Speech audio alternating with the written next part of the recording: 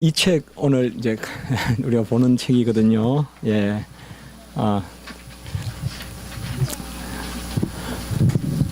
제가 한 번씩 오후 예배 설교를 또 나눌 때는 이게 책을 가지고 하는데 제가 여기 책에 이렇게 기록해 벌써 이제 11번째 이 책을 가지고 설교를 하고 있습니다. 오늘은 한 뜻을 이루시는 하나님의 경륜, 이렇게 제목을 잡아봤습니다. 지난 주간에 제가 그러니까 지난번 순서 때 제가 말씀을 드릴 때는 하나님의 섭리에 대해서 말씀을 드리고 또 하나님의 섭리의 오묘함, 그래서 특별히 우리 하나님의 섭리라면 이제 요셉 그리고 요나 또 예수님의 죽으심 이런 것을 많이 이야기하거든요. 요셉이 구덩이에 들어가고 또 시대들의 그 감옥에 갇힌 것이 결국은 하나님의 큰 섭리였다. 그리고 요나가 또 니느웨에 가서 그런 멸망을 선포하고 또 궁극적으로는 구원을 선포하게 되는 이것도 하나님의 섭리고 또 예수님께서 죽으심도 하나님의 섭리다. 또 이런 말씀들을 나누었습니다. 오늘은 특별히 이러한 하나님의 섭리가 어떻게 이루어지느냐, 특별히 한 뜻으로 이루어진다. 하나님은 뜻이 하나고 또 그것을 전혀 변함없이 이루신다는 것, 그것을 오늘 말씀을 통하여서 우리가 책을 중심으로 살펴보고 오늘 읽었던 본문을 또 비추어서 그렇게 보도록 하겠습니다. 이사야 14장 27절에 보면 만군의 여호와께서 경영하였은즉 누가 능히 그것을 피하며 그 손을 펴셨은즉 누가 능히 그것을 돌이키라 라고 이렇게 말하고 있습니다. 성경에서 손을 편다는 것은 대체로 부정적으로 많이 쓰입니다. 주님께서 그냥 하나님께서 물리치신다, 없애한다, 그런 뜻으로 쓸 때 손을 펴셨은즉 그 이사야 14장에는 보면 바벨론과 아수르가 끝내는 하나님의 심판을 받을 것이라는 것을 예언해 주시는 말씀입니다. 그래야 해서 만군의 하나님이 경영하셨은즉 누가 그것을 피할 수 있겠는가. 우리가 경영이란 말 성경에 있지만은 우선 경륜이라고도 하고요. 경륜은 대체로 하나님이 일하는 질서라고 보면 되겠습니다. 그 질서 내지 하나님이 일하시는 방식, 또 막 결과적으로 어떤 궤적을 그리고 있다든지 이런 것을 우리가 크게 경륜이라고 할 수 있겠습니다. 어떤 인과관계로 살펴보는 원인과 결과의 고리, 그것도 경륜이라고 할 수 있고 또 지나고 보니까 하나님이 이런 일들을 이루시더라 하는 그런 것도 우리가 경륜이라고 할 수가 있겠습니다. 그래서 그 밑에 적었지만은 경륜은 이게 맞기도 하고 틀리기도 해요. 그러나 대체로 이렇게 이야기하니까 저도 한번 이렇게 이야기해 보겠습니다. 그러니까 집이라는 말과 그리고 법이라는 말이 합성어입니다. 오늘 28페이지에 여러분들 밑에 4번 그쪽입니다. 28페이지에 4절 있죠. 그렇죠? 예, 하나님의 경륜 그 부분입니다. 그래서 경륜이란 말은 세상에서도 뭐 저 사람 경륜이 있다, 경륜이 많다 이런 말 쓰잖아요.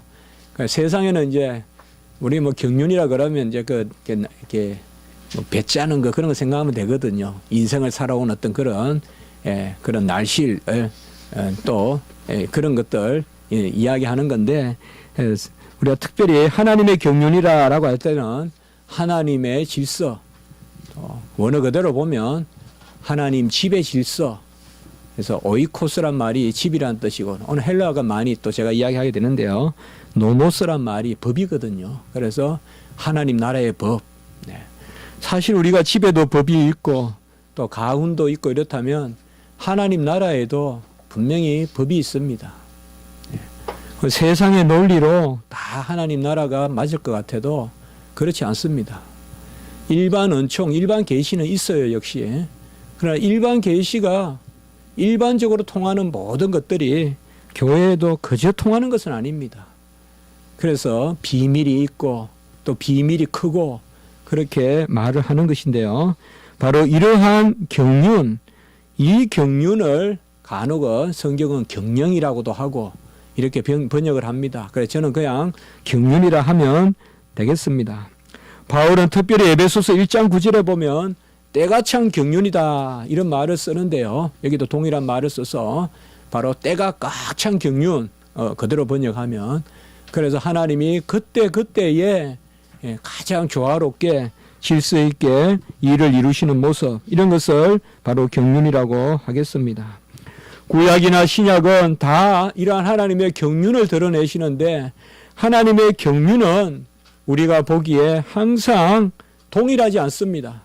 하나님의 뜻은 동일하지만은 하나님이 일하시는 방식은 다양합니다. 그래서 구약에는 구약의 경륜이 있고, 또 제자들에게는 제자들에게 맞는 경륜이 있고, 이제 오순절 보혜사 성령을 받은 우리에게는 또 이 시대의 경륜이 있습니다. 크게 생각해 보면 우리가 시대를 나눈다면 창세전이 있고 구약이 있고 그 다음에 신약이 있고 한데, 또 엄밀히 말하면 우리가 또 예수님과 제자들이 함께 있었던 예수님의 공생애 뭐 그런 것도 생각해 볼 수는 있습니다. 그때마다 경륜이 다릅니다. 그러니까 구약에는 완고함에 맞추셨다. 하드네스, 그게 우리가 29페이지 돼 있지만은요. 그래서 이걸 우리가 강팍함이라고도 번역하죠. 그래서 완고함. 구약 백성들에게는 그 완고함에 따라서 법을 주시고, 그러니까 눈에는 눈, 이에는 이, 이런 것은 다 구약 백성들 수준에 맞추어서 주신 거예요. 배상법, 보상법, 그리고 절기법, 제사법, 이것도 다 그들의 수준에 맞춰서 주신 거예요. 만나와 메추라기도 마찬가지입니다. 그들은 좀 더 가시적이어야 하고, 좀 더 그들은 보이는 것 혹은 좀 더 외적으로 계산되는 것으로 구약 백성들은 믿음의 수준을 삼게 하셨어요. 그렇기 때문에 구약 백성들은 더 완악해서 눈에는 눈, 이에는 이, 이런 것들을 명령했습니다. 그러나 신약 시대 때는 하나님께서 이제는 예수 그리스도의 영을 받게 하셨기 때문에 훨씬 더 성숙한 그런 요구를 우리에게 하십니다. 눈에는 눈이라면 이제는 원수를 내 몸과 같이 사랑하라 하시고, 그리고 오리 가자면 심리 가라 하고, 오른편 맞으면 왼편 되라고 하고, 또 그저 외적인 그런 탐욕만이 아니라 그야말로 내적인 마음의 죄도 지으면 안 된다고 그렇게 말씀하는 것입니다. 신약 시대 때 어떻게 보면 은혜가 더 떨어진 것 같지만은 그게 아닙니다. 하나님은 항상 끌어올리셔서 낮추셔서 맞추십니다. 같이 한번 해보겠습니다. 끌어올리셔서 낮추셔서 맞추신다. 하나님은 어느 수준에 그대로 두고 맞추어 주시지 않아요. 같이 합시다. 하나님의 맞추어 주심, 맞추심, 저기 맞추심이라고도 합니다. 맞추어 주심, 맞추심. 하나님은 맞추어 주시는데 그냥 죄인의 수준에 맞추어 주지 않아요. 그렇게 생각하시면 안 돼요. 우리가 친구들이 막 술을 마셔요. 그렇다고 같이 술을 마셔준다고 해서 기독교인의 사랑을 드러내는 것은 아니에요. 막 친구들이 나쁜 짓을 해요. 아니면 그게 아주 편안한 것은 아니더라도 대체로 친구 9명이 다 그 일을 하고 있는데 나는 좀 유별나게 행동해야 돼요. 뭐 굳이 이럴 필요 있느냐. 일단 그들하고 같이 행동해 주면서, 그게 맞추는 건 아니에요, 여러분들. 하나님은 끌어올리셔서 맞추어 주시는데 구약 백성들은 구약 백성들 수준에서만큼만 끌어올려 주신 거고, 아직 그들은 십자가를 바라보지 않았기 때문에, 아직은 그들은 예수 그리스도의 영을 마음속에 받지 않았기 때문에 구약에도 구약 백성도 분명히 끌어올려 준 거예요. 눈에는 눈, 이에는 이는 그 당시 건동 지방에서는 아주 고급스러운 법이에요. 그만큼 끌어올려 주신 거예요.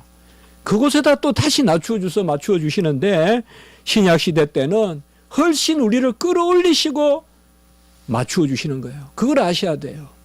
신약 시대 때 우리에게 왜 마태복음 5장에 구약보다 더 엄하게 우리에게 말씀하실고, 그저 구약 정도면 좋을 텐데, 눈에는 눈, 이에는 이 같으면 우리가 좀 지킬만 하겠는데, 한 대 맞고 한 대 때리면 되니까. 근데 왜 신약은 이렇게 말씀하실까? 원수를 내 몸같이 사랑하라 그러고, 내가 힘들수록 오히려 더 참으라 그러고, 왜 이렇게 말씀하실까? 이것은 다른 게 아니에요. 우리에게 그만한 은혜를 주셨다는 거예요. 아멘. 우리에게 그만한 은혜를 주셨기 때문에 그만한 요구를 하시는 거예요. 성경은 항상 주시고 요구하시는 거예요. 항상 그래요. 명령하실 때는 미리 은혜 주시고 명령하시고, 직분 주실 때는 은사 주시고 직분 주시는 거지, 먼저 우리에게 해보라 그러고 그 다음에 내 능력을 발휘를 보는 것이 아니거든요.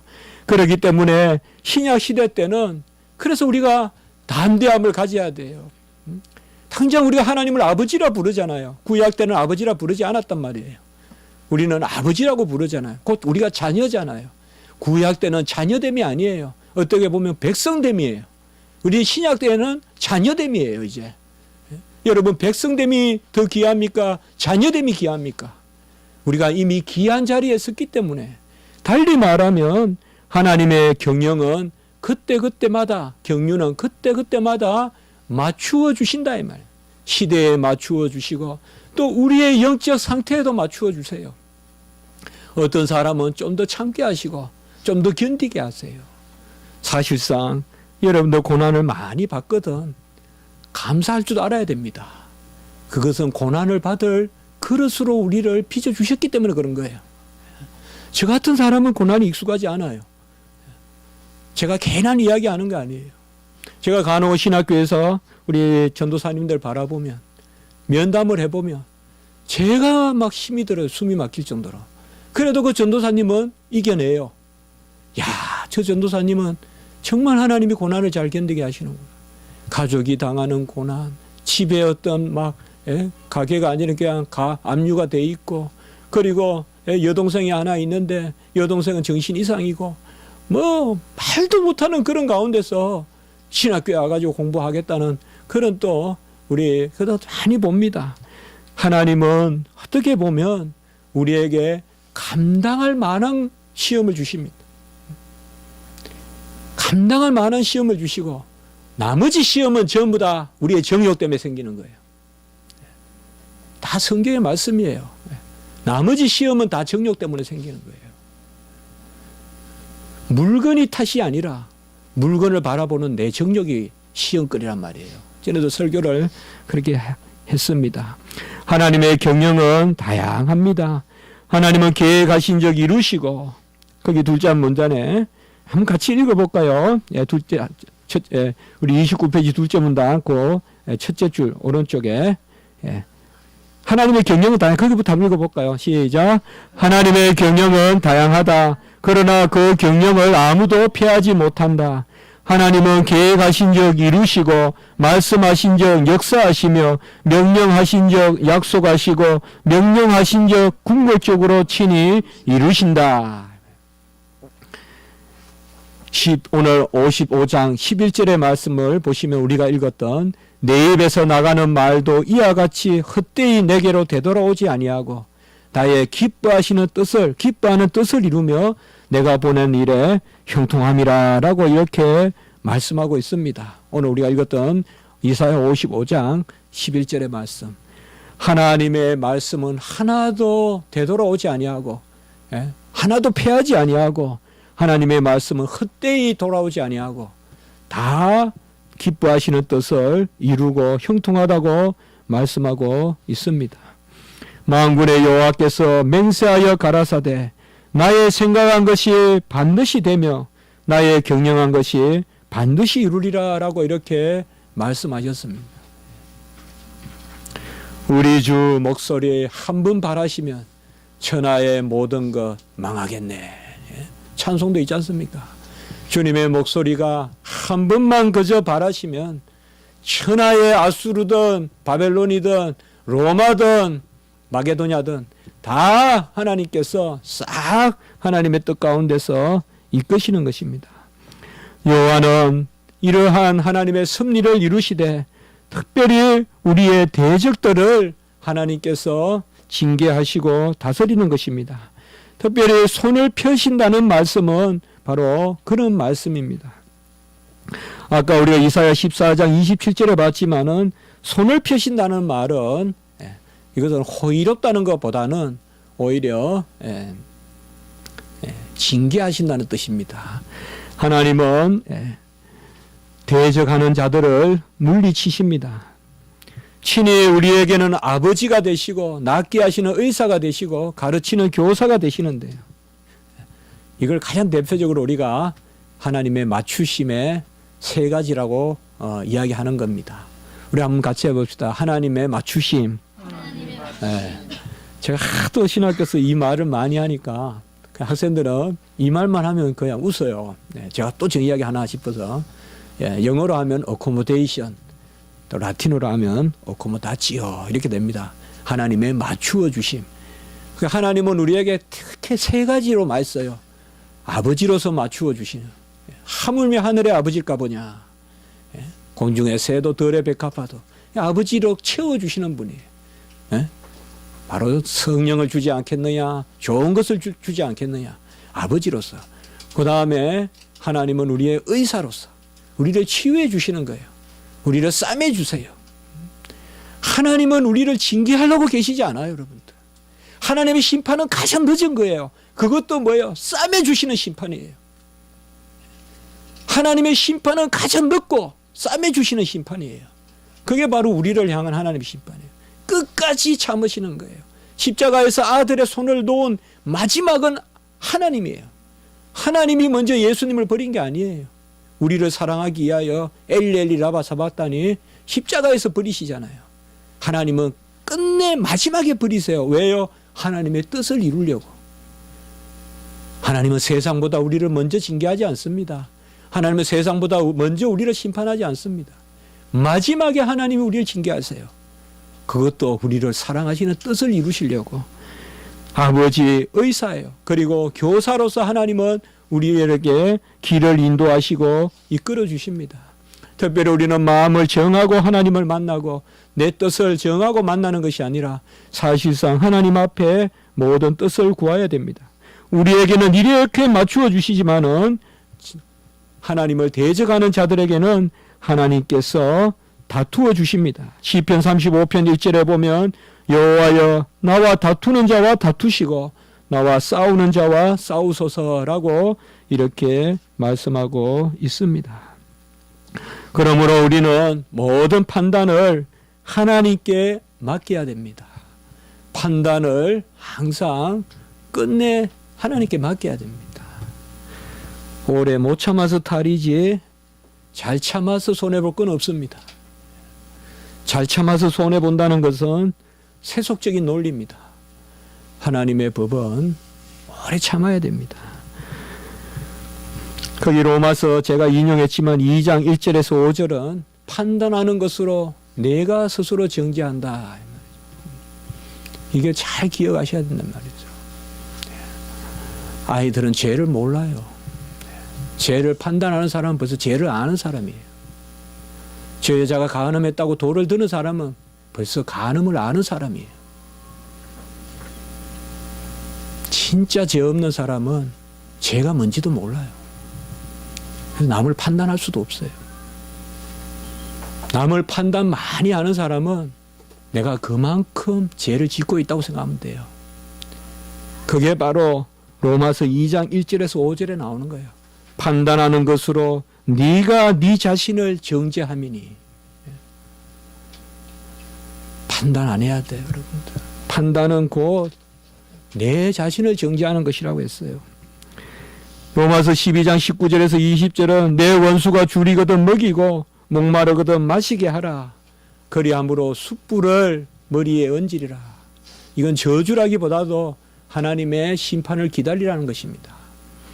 원수를 오히려 먹이고 마시게 하면 하나님이 숯불을 머리에 얹으리라. 그리고 로마서 14장 4절에 보면 네가 누구간데 판단을 하느냐. 판단하실 이는 주신이라 라고 말씀합니다. 판단은 우리가 하는 것이 아니라 주인이 하신다는 것입니다. 그러므로 뜻도 하나님께 있고 뜻에 대한 판단도 하나님께 있습니다. 그럼 우리는 뭘 해야 됩니까? 다 맡겨드려야 됩니다. 하나님이 우리를 사랑하시기 때문에 그러하십니다. 하나님은 뜻을 가지시되 절대 변개치 아니하십니다. 하나님의 뜻이 간혹 우리와 다른 것 같아도 오늘 우리가 읽었던 말씀 8절과 9절에 보면 내 생각은 너희의 생각과 다르다고 했어요. 내 길은 너희의 길과 다름이라고 했어요. 내 뜻이 하나님의 뜻과 같다고 생각하지 마세요, 여러분들. 내가 그저 옳다 하는 것이 하나님의 뜻이겠거니 쉽게 생각하지 마세요.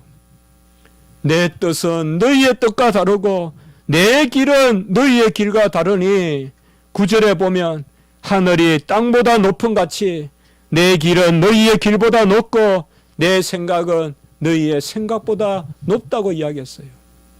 기도하셔야 돼요. 기도 안 하시고 판단하지 마세요. 기도 안 하시고 세상적 논리로 말하지 마세요. 기도하세요. 기도하고 은밀한 소리를 내세요. 신음 소리를 내세요. 그게 하나님이 듣는 소리지. 생생하게 나오는 그런 날선 소리들 하나님 소리 아니에요.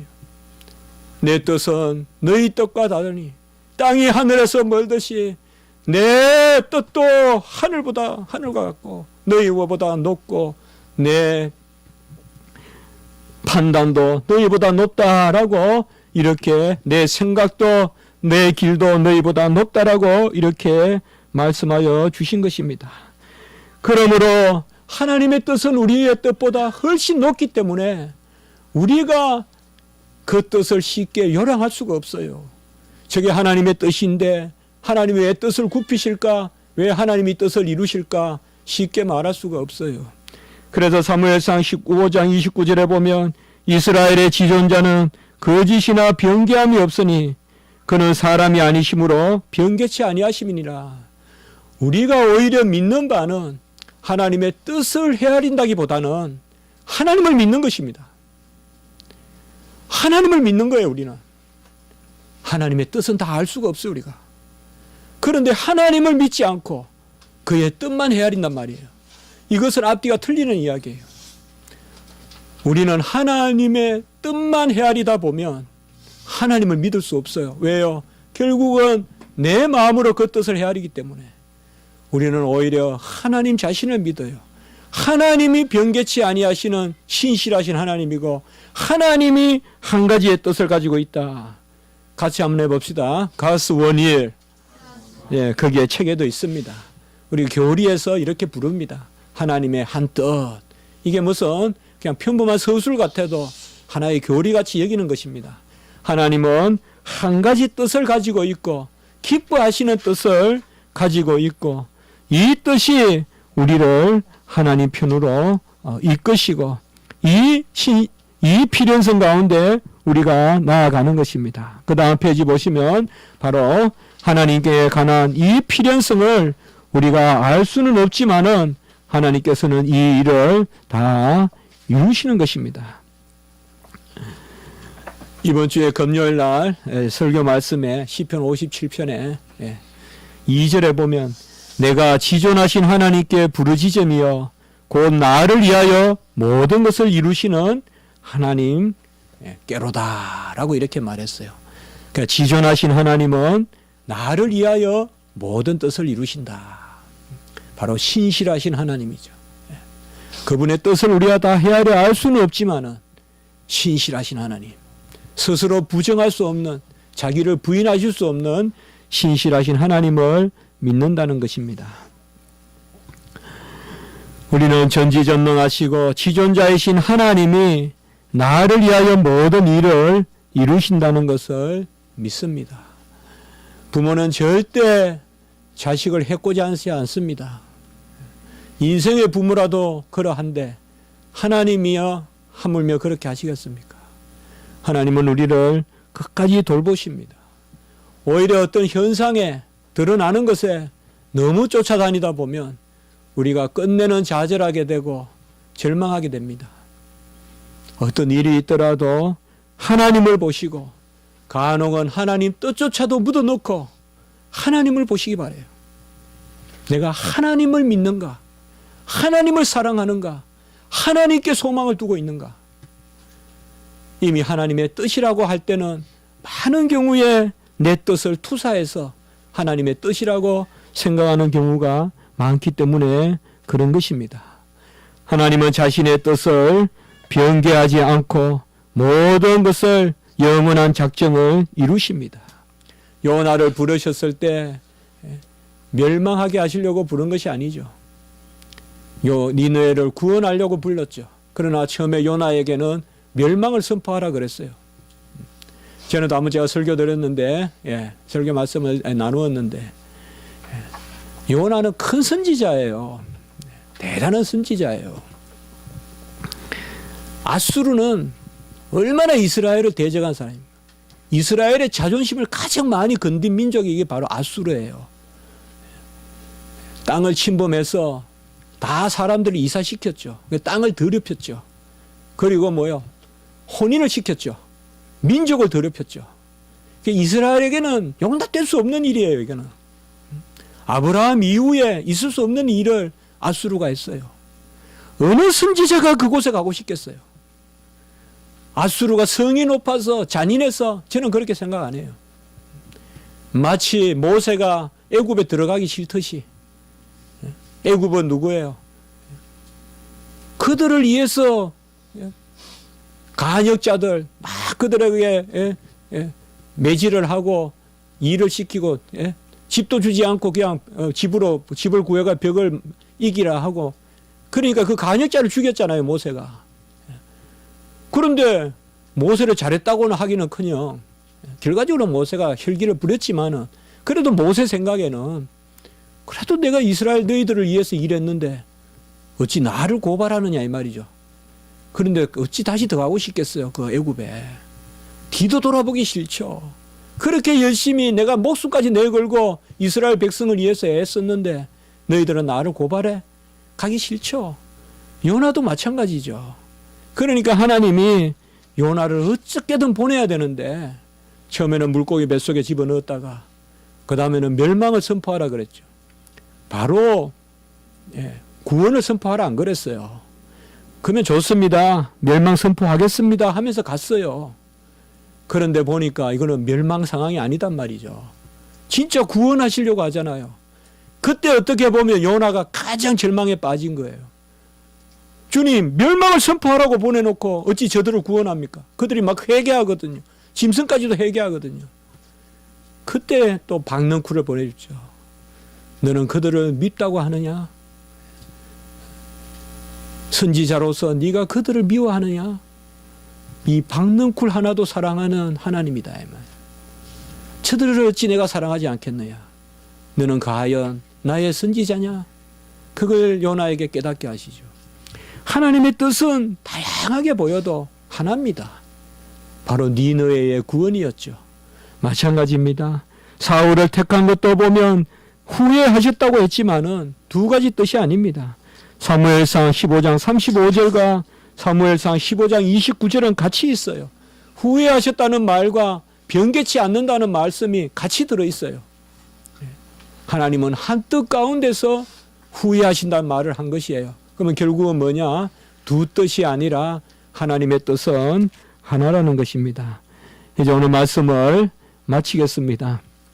오늘 우리가 말씀을 보면 10절에 55장 10절에 보면 비와 눈이 하늘로부터 내려서 거리로 되돌아가지 아니하고 땅을 적서 소출이 나게 하고 싹이 나게 하고 파종하는 자에게 종자를 주며 먹는 자에게 양식을 준과 같이라고 이렇게 말씀했습니다. 비와 눈이 이 땅에 왔다가 정발해서 그냥 올라가는 것 같지만 우리는 과학 시간에 그냥 그렇게 배우지만은 무슨 순환이니 하면서 대기의 순환이니 하면서 배우지만은 그 가운데 생명의 역사가 나타난다 이 말이죠. 우리는 그저 물이 내리면 정발하고 또 물이 오고 뭐 지하수가 되고 뭐 물의 일생같이 이렇게 다루지만은 그 가운데 하나님은 곡물을 키우신다. 우리에게도 어떻게 보면 하나님의 여러 섭리가 있습니다. 지금 고난이 되더라도 또 지금 힘든 일이 있더라도 혹은 지금 우리가 지극히 기뻐할 일이 있더라도 기쁜 일이든 슬픈 일이든 모든 것이 하나님의 뜻에 있습니다. 7절만 같이 한번 읽고 마치겠습니다. 제가 먼저 읽겠습니다. 같이 한번 따라 하시면 좋겠습니다. 여호와께로 돌아오라. 그리하면 그가 긍휼히 여기시리라. 이 한 해 동안 긍휼히 여김을 받으시기 바랍니다. 같이 합니다. 주의 긍휼히 여기심이 우리 가정의 산소망이다. 주님께서 불쌍히 여기시면 다 돼요. 긍휼히 여기심이 우리 가정의 소망이다. 그럼 우리는 어떻게 보여야 될까요? 불쌍하게 보여야죠.